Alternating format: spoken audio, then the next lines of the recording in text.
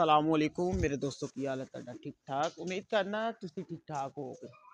लो जी अज दी बड़ी खास वीडियो जे मैरी जैसी मैं यार हकीम लभना पिया मैरी दा।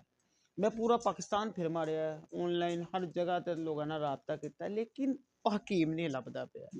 लेकिन मैरी ने जरा रिंग पिस्टन परोता है ना ओए होए होए होए होए साजी मैं मैकेनिक हाँ अज तिकर मैं कदी जरा रिंग पिस्टन नहीं परो सकिया।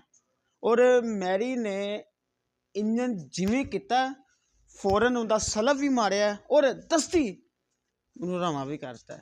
देखो ना अं इंजन करवाने सानू मैक्सीमम कोई 4-5 दिन कहते यार गड्डी ना तुसी चलाओ नरम हो जाएगी। लेकिन इन्हें ऐसा रिंग पिस्टन परोया कमाल कर गया। इधरों रिंग पिस्टन परोया इधरों गड्डी पूरी 120 ते आ गई है। तो फिर गड्डी करती है।